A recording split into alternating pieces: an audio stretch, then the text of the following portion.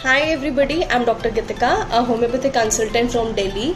Diwali is just around the corner and everybody is busy in the preparation of this most important and awaited festival. हम लोग बहुत busy हैं आजकल shopping में, cleaning में, decorations में, but we are ignoring the most important part that is our health. So I tell you the 5 basic emergencies जो कि दिवाली के टाइम पे होती हैं और कैसे आप उनसे बच सकते हैं और क्या क्या मेडिसिन आप उस चीज़ के लिए यूज़ कर सकते हैं. First is the throat, I and the skin allergies. Pollution की वजह से या केमिकल्स की वजह से, जो भी क्रैकर्स की वजह से फ्यूम्स होते हैं उनकी वजह से कुछ लोगों को थ्रोट में प्रॉब्लम होती है. थ्रोट में उनको पेन होता है, रेडनेस हो जाती है. तो उसके लिए आप थोड़ा सा पानी गर्म करके उसमें हल्का सा लेमन और हनी मिक्स करके लें, तो उससे आपके गले की जो इरिटेशन है वो थोड़ी सी कम हो जाती है. साथ में आप अपनी एक होम्योपैथिक मेडिसिन हमारी होती है दैट इज़ बेलेडोना, वो आप यूज़ कर सकते हैं. और भी बहुत सारी दवाई होती है but I am just telling you about the general medicines. Next is the I irritation. Eyes में भी बहुत ज़्यादा रेडनेस और कंजक्टिवाइटिस की प्रॉब्लम हो जाती है ड्यूरिंग द दिवाली वीक. तो उसके लिए आप अपनी आँखों को एक तो रब ना करें, उससे इरिटेशन और ज़्यादा बढ़ती है. आप ठंडे पानी से अपनी आँखों को धोएं और यूफ्रेशिया की आई ड्रॉप्स आती हैं वो आप उसके लिए यूज़ कर सकते हैं. स्किन पे भी हमारे बहुत ज़्यादा एलर्जीज़ हो जाती हैं just because of the pollution.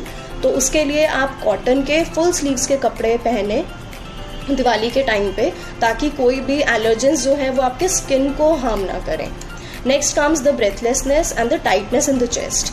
उसके लिए आप ये कर सकते हैं कि आप एक तो ऐसे एरिया में ना जाएं जहाँ पे बहुत ज़्यादा पोल्यूशन है, जहाँ का बहुत स्मोगी एनवायरनमेंट है. आप अपने घर पे रहें, अपने डोर्स और विंडोज़ आप बंद करके बैठें.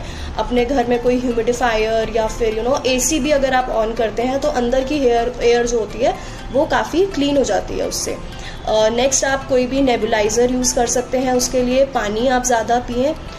नेक्स्ट आता है हमारी हेडेक और डिजीनेस, क्योंकि बहुत ज़्यादा शोर होता है जो भी क्रैकर्स से या पोल्यूशन की वजह से, तो उससे कई लोगों को हेडेक का भी प्रॉब्लम होता है. इन केसेस में आप पानी ज़्यादा लें, आप अपनी बॉडी को हाइड्रेट रखें और आप शोर वाला जो भी एरिया है वहाँ पे कोशिश करें कि कोई ईयर प्लग्स आप कान में यूज़ करें ताकि ज़्यादा शोर आपको ना हो और आपके कानों में या सर में दर्द ना हो. उसके लिए इन केसेस में हमारी मेडिसिन लाइक बेलेडोना, जेल्सीमियम ये बहुत अच्छा काम करती है.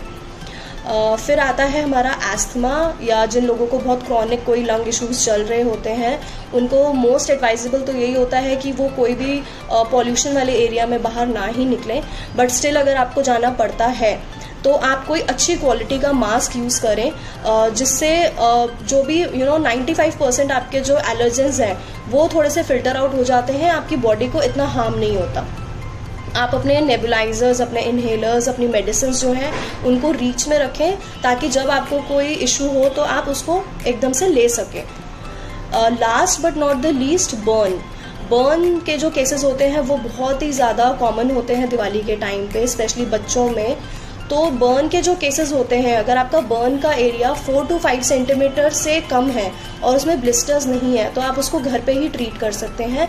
आप ठंडे पानी में उस एरिया को रखें. कोई भी आप उस पर बर्न ऑइंटमेंट, जैसे कैंथारिस की ऑइंटमेंट हमारी होम्योपैथी में आती है, वो आप यूज़ कर सकते हैं. कैंथारिस 30 मेडिसिन होती है, वो भी आप ओरली ले सकते हैं. उससे क्या होता है कि वो जो उससे जलन है और वो थोड़ी सी कम उससे होने लग जाती है. और आप कपड़े कॉटन के ही पहने, कोई ऐसा फैब्रिक ना पहने जिससे कि फायर कैच होने के चांसेस ज़्यादा हो. So just be safe and wish you everybody a very happy and a prosperous Diwali. Thank you.